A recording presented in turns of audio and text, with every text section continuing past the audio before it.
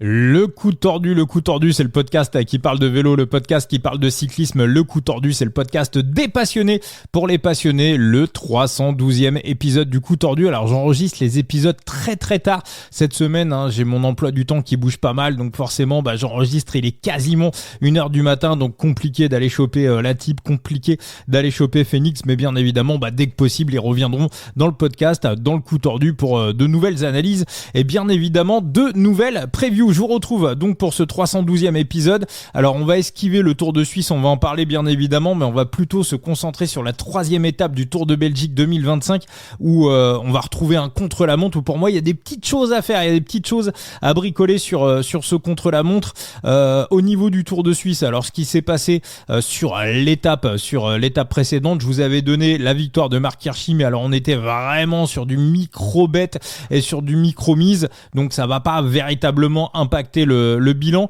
Hirschi, c'est quand même un mystère. Je sais pas ce qui se passe ces dernières semaines, mais il ne montre absolument rien. À la différence de Julien Alaphilippe qui lui fait vraiment plaisir, on peut dire que Loulou est quasiment sur le niveau du Giro 2024.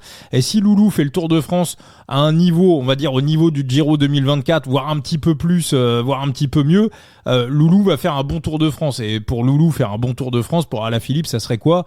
Déjà, si Alaphilippe gagne une étape, ça sera de toute façon un Tour de France réussi. Alors j'ai envie de dire qu'au niveau betting, pour nous, l'essentiel n'était pas là. L'essentiel était plutôt sur notre PLT. On avait pris Joao Almeida après la toute première étape. Rappelez-vous, il avait pris 3 minutes. Il y a une échappée matinale de 30 coureurs qui était partie sur la toute première étape. C'est à ce moment-là que Romain Grégoire avait pris le maillot de leader de ce Tour de Suisse. Donc la cote de Joao Almeida juste avant le Tour de Suisse, elle était à 1,44. Et donc après avoir perdu 3 minutes sur cette première étape, la cote de Joao est remontée à 2,25. Donc là, on s'est précipité dessus. Donc là, désormais, la cote est redescendue à 1,20. Et puis ce qui est pas mal aussi sur cette étape, c'est qu'on a aussi évité le piège de mettre un bet sur Joao Almeida. C'est-à-dire qu'on le prend sur l'étape précédente, à savoir sur l'étape 4, on le prend à 5,10 en victoire. On évite de le prendre sur l'étape 5 à 1,80. Donc j'ai envie de dire timing parfait quasiment. On l'a à 2,25 en PLT pour le classement général. Et puis au passage, je suis content aussi pour Oscar Only.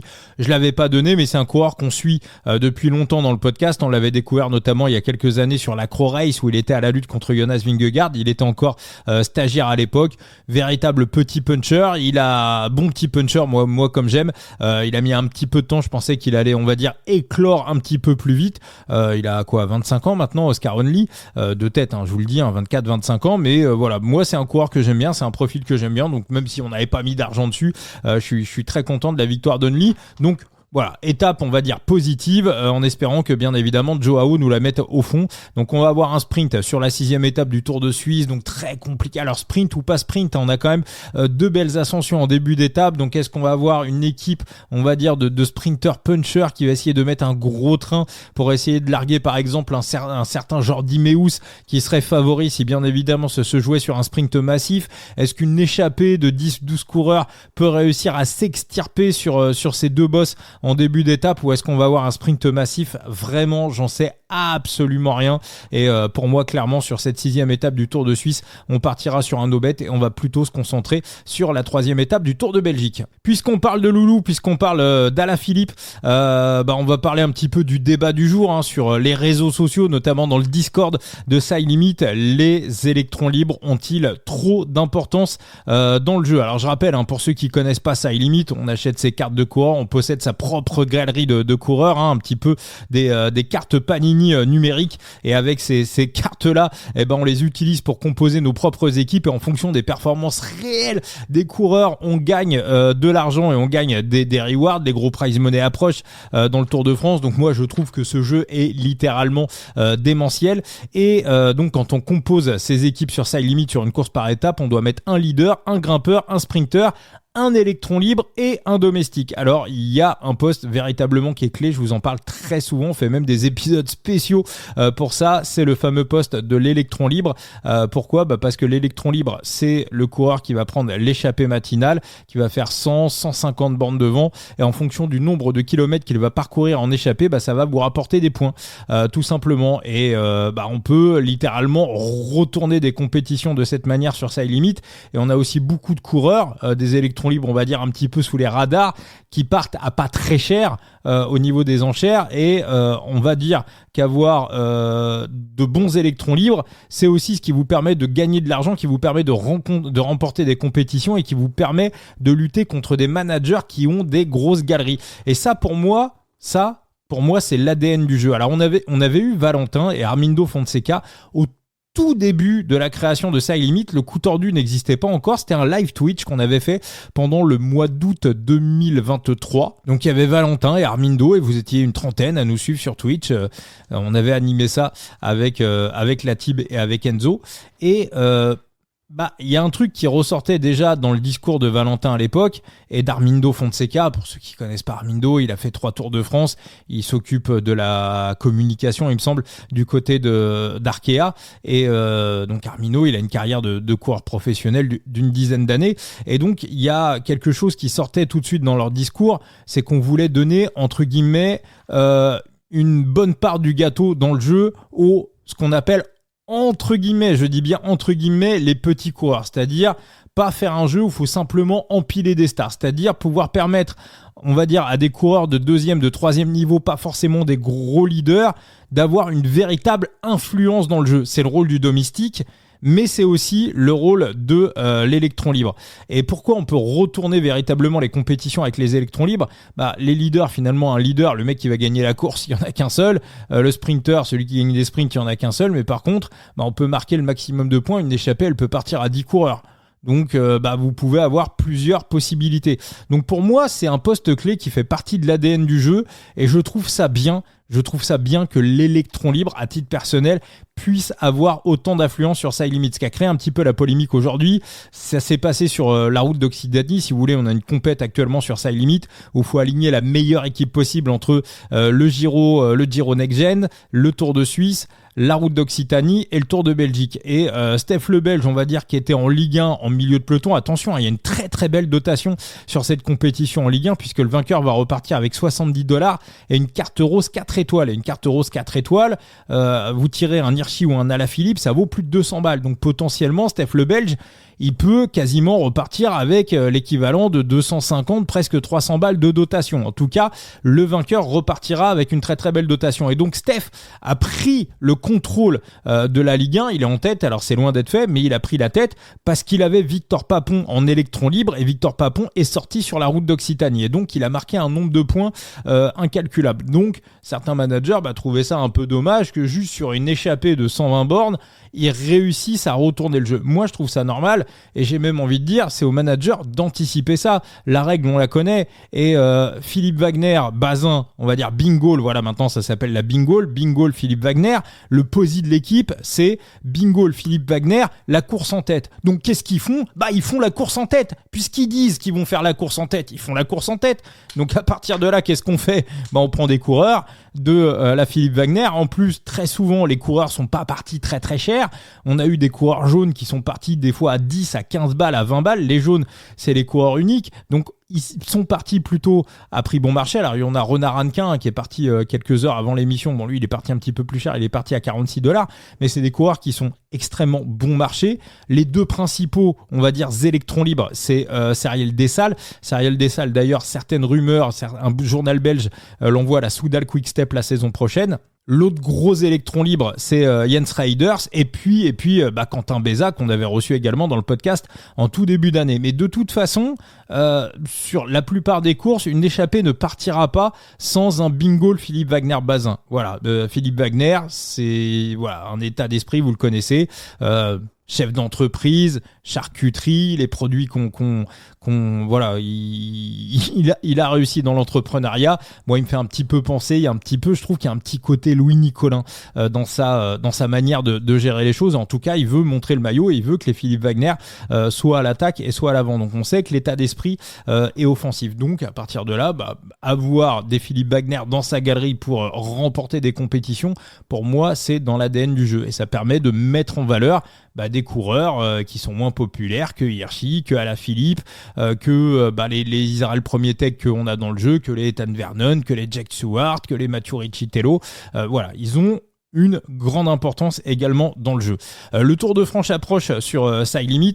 Alors je voulais aussi vite fait rappeler, parler des Israéliens. On rappelle que sur Side Limit, les plus gros prize money de l'année, et c'est logique, sont sur le Tour de France. Les 2 dernières années, on avait $500 à la gagne sur la Ligue 1, on avait $2000 de prize money. Je ne connais pas encore $1600, voilà précisément l'année dernière. Je ne connais pas encore les dotations de cette année 2025. Je pense que Valentin va communiquer dessus très très rapidement. Donc il faudra aligner la meilleure équipe possible sur le Tour de France, avec les coureurs de la Tudor qui sont sous licence sur Side Limit, les coureurs d'Israël Premier Tech qui sont sous licence sur Side Limit, plus quelques coureurs qui sont dans le jeu, comme Julien Bernard, comme Jordan Jegat de la Total Energy, qui devrait être également logiquement qui devrait être sur le Tour de France. J'ai absolument aucun doute là-dessus.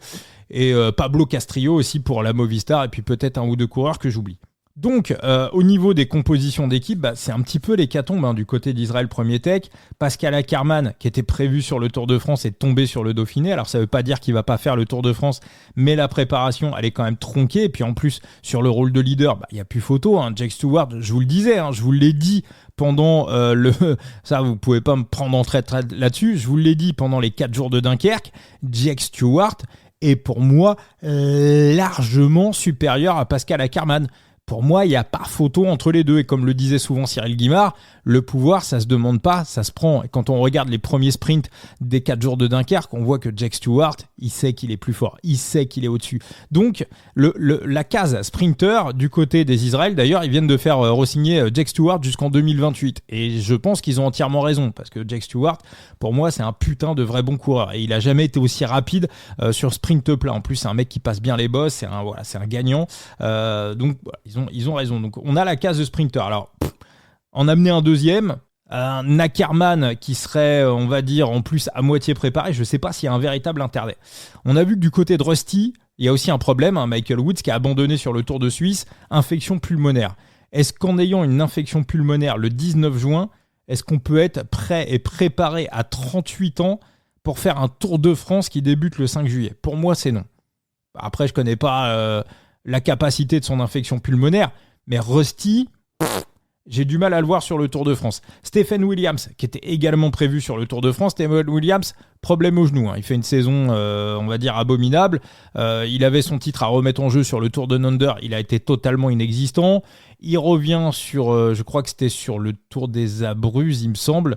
Course en Italie de préparation juste avant le Giro. Complètement inexistant, on le revoit pas depuis, il met un post sur les réseaux sociaux, donc pas de Stephen Williams. Donc on se retrouve avec une équipe, on va dire, au niveau de la pré-liste d'Israël Premier Tech. Donc Ackermann est toujours sur la pré-liste et Woods aussi, pour moi, ils seront pas là. Woods quasi sûr, Ackermann un petit peu moins. Ensuite, on se retrouve avec 3 coureurs. On a Joseph Blackmore, Alexei Lutsenko et Jake Stewart. Je pense que ces 3-là, il n'y a aucun problème. Ils seront sur le Tour de France. Donc pour moi, on a 3 coureurs présents sur le Tour de France. Pour le reste de la composition de l'équipe, George Bennett me paraît pas transcendant sur le Tour de Suisse. On peut ramener Boivin et Hugo Hull. Généralement, on aime bien les sortir au dernier moment. Ils sont là pour faire équipier. Pierre-André Côté, ça peut être une option. Moi, j'espère vraiment voir Mathieu Riccitello sur le Tour de France. Il était prévu sur la Vuelta. Pour moi, c'est le nom qui ressort absolument, Mathieu Riccitello. Après, voilà, les autres places, Derek Guy, je pense pas qu'il nous le ressorte. Il était plutôt prévu sur la Vuelta. Il devait doubler la Vuelta après le Tour de France. Mais voilà, moi vraiment, si j'ai un nom à sortir, c'est Mathieu Riccitello. Lui aussi, il a pris la cassure sur la première étape du Tour de Suisse. Il se retrouve 9e au classement général. Il avait perdu donc 3 minutes, on va dire, sur un move sur la première étape sur le Tour de Suisse. S'il n'y avait pas eu ce move-là, il serait top 5. Voilà, il jouerait clairement le podium. Donc Riccitello, on en reparlera également sur les dernières étapes. Il est pressenti pour basculer l'an prochain à la Lidl Trek. Donc voilà, s'il y avait un petit nom, Mathis Louvel, je pense que Mathis Louvel y sera également. Mais voilà, c'est un peu les deux noms que je cocherais, Mathis Louvel et Mathieu Riccitello. Après, Chris Neland s'y revient de blessure. Donc elle n'est pas simple à faire. Ethan Vernon s'est cassé la gueule aujourd'hui. Corbin Strong a fait le Giro. Riley Sheehan, c'est pas du grand Riley Sheehan cette année. Hofstetter, souvent en plein été, c'est pas là où il a ses pics de forme. Christopher Froome, j'en parle même pas. Frigo peut-être. Moi, j'aimerais bien voir Frigo une fois sur le Tour de France. Donc voilà, en tout cas, il va y avoir des sacrés mots de tête pour les managers, pour les dirigeants d'Israël Premier Tech pour composer les équipes pour le Tour de France. Et puis il faudra coupler avec la Tudor. Alors là, voilà, là on a Alaphilippe sûr. Alaphilippe sera sur le Tour de France au niveau de la Tudor. Pour le reste, il n'y a absolument rien de sûr. Alaphilippe, d'ailleurs, ça va être une véritable question. Je pense que sa carte unique va être mise aux enchères par Valentin juste avant le Tour de France. Et si Julien Alaphilippe nous fait un Tour de France à la Manuele Tarozzi sur le Giro, à savoir s'il s'échappe 600 bornes, le mec qui va avoir Alaphilippe en carte unique en Ligue 1 et qui va le mettre capitaine, si Alaphilippe nous fait un Tour de France à Alaphilippe, il va véritablement avoir les notes et ce manager sera très très compliqué à battre. Donc à combien va monter la carte unique de Julien Alaphilippe? On aura probablement la réponse dans les jours qui viennent. Je suis sûr à 99% que Valentin va la mettre en vente avant le Tour de France sur le marché primaire. Et donc je vous rappelle notre code de parrainage si vous avez envie d'intégrer ça limite. Coup tordu 0 avec donc le chiffre 0, c'est notre parrainage et puis on continuera pendant tout le Tour de France et puis on le refera également d'ici à la fin de la semaine. On vous offrira à nouveau une reward pour vous offrir sur sa limite. Donc voilà, on fera un tirage au sort avec ceux qui passent par notre code de parrainage coup tordu 0 avec le chiffre 0. On bascule donc sur la troisième étape du Tour de Belgique, donc chrono tout plat, 10 km. C'est absolument pas technique. Au niveau de la météo, conditions quasi identiques pour tous les coureurs. Un immense favori, évidemment, c'est Pipo, Filippo Ganna, la cote à 1,25. Alors là, la question que tout le monde se pose, est-ce que 1,25 c'est value? Je sais que beaucoup ne partent pas sur ce genre de cote. Alors, on en avait parlé avec Benoît Tréanton, notamment dans le premier épisode de son podcast que j'anime, qui s'appelle Dans la tête d'un parieur. On a fait un premier épisode, vous le retrouvez sur Spotify et sur Substack. Donc il n'y a pas de bonne ou de mauvaise cote. Il n'y a que des cotes qui sont values ou pas values. Moi, très honnêtement, Pipo Ganna, sur cette étape du Tour de Belgique, je l'aurais mis à un 10. Voilà, je l'aurais mis à un 10. Allez, c'est Gart qui peut peut-être le battre. Voilà, si Pipo a un mauvais jour, voilà, sinon, je sais pas, je le souhaite pas, mais un chien qui traverse la route, rappelez-vous de Rémi Gémeaux à l'époque, qui avait un pari, c'était sur Tirreno Adriatico 2019, il avait un pari sur la Bora, et là, il y a un chien qui traverse et qui fout toute la Bora en l'air, c'était un contre-la-montre par équipe. Donc à part ça, à part l'impondérable, je vois pas ce qui peut empêcher Pipo Ganna de gagner. Donc 1,25, je vais en prendre. Voilà, je vous le dis, je vais en prendre 0,55% de bankroll. Ça sera pas un bénéfice énorme, évidemment, mais pourquoi se priver? Moi, je pense qu'il y a value. Vraiment, je pense qu'il y a value. Donc 0,55% de bankroll. Je vais ressortir un match-up. Je les sors rarement, mais sur celui-ci, je vais y aller. Le match-up, Jasper Philipsen contre Thibau Nys. Alors, j'en avais déjà parlé dans la preview de ce Tour de Belgique. Thibau Nys déteste les contre-la-montre. Rappelez-vous du Tour de Pologne l'année dernière, il gagne la première étape. Deuxième étape, il a tellement la phobie du contre-la-montre qu'il ne défend pas son maillot. Il en a rien à foutre. Il perd 2 minutes. Cette année, on l'a vu sur un contre-la-montre. Je ne sais plus si c'était le Tour du Pays Basque ou la Catalogne. On l'a vu sur un tour il n'y a pas longtemps. On attendait de voir ce qu'il pouvait faire éventuellement sur le contre-la-montre parce qu'il pouvait jouer le maillot de leader. Je me rappelle du commentaire de Guillaume Di Grazia, je crois que c'est Thomas qui lui envoie un petit tweet avec le hashtag les RP en lui signalant à juste titre que Thibau Nys déteste les contre-la-montre. Guillaume Di Grazia relève le tweet de mémoire, il me semble que c'était ça. Et là, on voit effectivement Thibau Nys qui finit 123e. Il déteste les contre-la-montre. Alors maintenant, la vérité d'hier n'est pas obligatoirement la réalité d'aujourd'hui. Peut-être que du côté de la Lidl Trek, on est arrivé, on lui dit écoute, tu vas être à domicile, tu peux pas passer pour un abruti, joue crânement ta chance, entraîne-toi un petit peu, peut-être, j'en sais rien. Mais voilà, je pense pas. En plus, on sait aussi que le Tour de Belgique, ça se joue énormément sur les bonifications. On a un PLT sur Pipo Ganna. Pipo Ganna a disputé les bonifications. J'ai pas vu Thibau Nys aller se taper sur les Golden Kilomètres. Donc pour moi, il ne joue pas le classement général. Il sera redoutable sur la prochaine étape, qui sera une étape pour Puncher, qui est une étape qui est entièrement taillée pour lui. Mais pour moi, sur ce contre-la-montre, il va prendre tarif. Alors là, vous allez me dire, mais Jasper Philipsen, en chrono, il vaut quoi? Alors déjà, c'est un chrono court, 10 bornes. Donc généralement, les sprinters, plus c'est court, plus ils préfèrent faire, même si 10 bornes, bon, il y a quand même un petit temps d'effort. Mais Philipsen, il est deuxième au classement général. Il est à 1 seconde. Donc Philipsen, il doit se dire, si jamais il y a un problème avec Pipo Ganna, je vais récupérer le maillot jaune. Et puis Jasper Philipsen, c'est aussi un sprinter qui passe de mieux en mieux les bosses. Donc il est placé au GC. Jasper Philipsen, il va faire le chrono à fond et le voir réaliser un bon classement général à l'issue de ce Tour de Belgique, c'est pas non plus complètement délirant. Avec tous les progrès qu'il a fait en boss, en tout cas, il va le tenter. Pour moi, en tout cas, il va le tenter. Donc, Jasper Philipsen devant Thibau Nys, la cote, elle est à 1,42.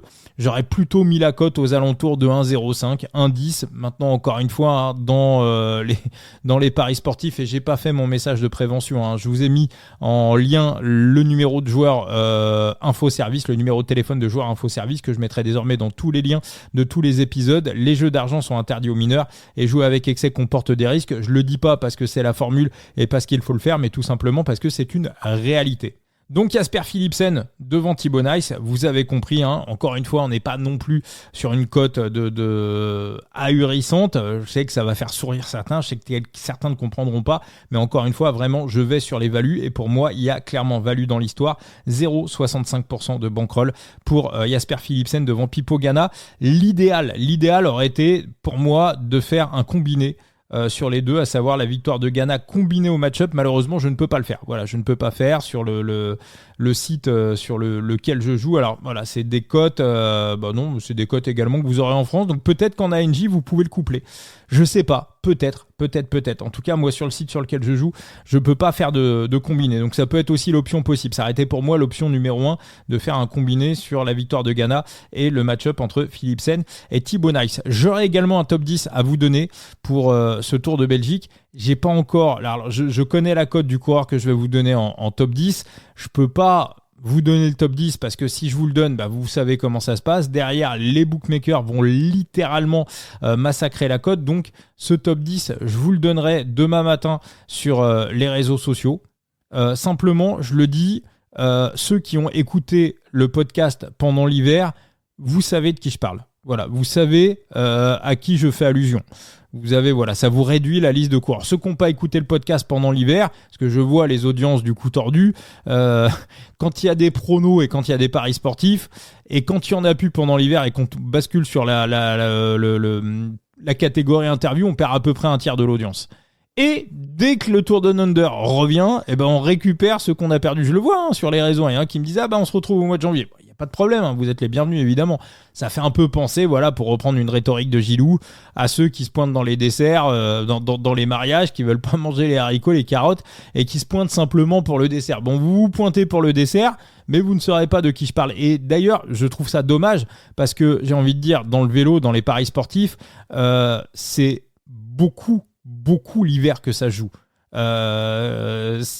Nous aussi, on va dire que par ailleurs, on a aussi une période de préparation foncière, un peu comme les coureurs. Si je voulais vous faire un podcast sur le biathlon, par exemple, là, je serais à fond à regarder, à suivre les équipes, la France, la Norvège, la Suède.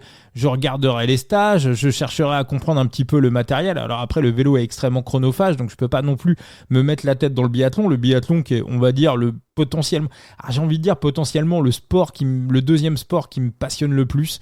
D'ailleurs, un jour, il faudra que je vous raconte ma rencontre avec une légende du biathlon, voilà.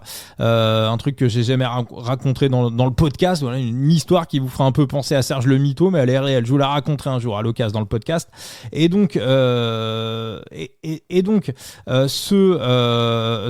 envie de dire, voilà, donc sur le biathlon, pour revenir à ça, le biathlon, vous devez vous y intéresser maintenant. Vous n'allez pas débarquer au mois de novembre, au moment où l'équipe TV va commencer à retransmettre les courses, et dire tiens, je bête sur un tel ou sur un tel, parce que vous n'aurez pas suivi la préparation estivale, vous ne connaîtrez pas l'état de forme des coureurs, si ils ont été malades, s'il y a un virus, s'il y a du nouveau matos, s'il y a du fartage sur les skis, j'en sais rien. Il y a tellement de paramètres, et il y a autant de paramètres à prendre en compte dans le cyclisme. Donc voilà, donc simplement, voilà, ceux qui étaient là pendant l'hiver, vous savez de qui je parle et qui je vais prendre en top 10 sur cette troisième étape du Tour de Belgique. Et puis je vous réafficherai bien évidemment les pronostics dès que les top 10 sortent. je vous mets tout sur le compte X, sur le compte Twitter du coup tordu.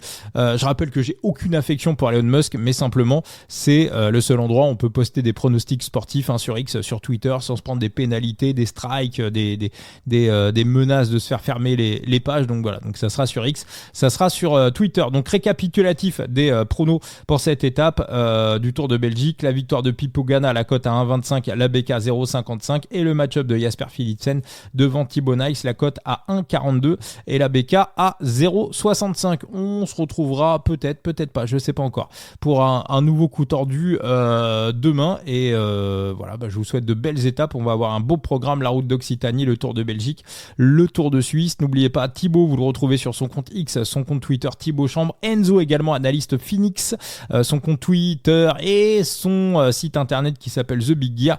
Et les réseaux sociaux du coup tordu. Je fais un big up à Clem, le jeté de vélo, qui m'a laissé un petit message sympa. Et n'hésitez pas à interagir avec nous, Facebook, Twitter, X, Instagram et TikTok. On est présent absolument partout. Allez, ciao les amis.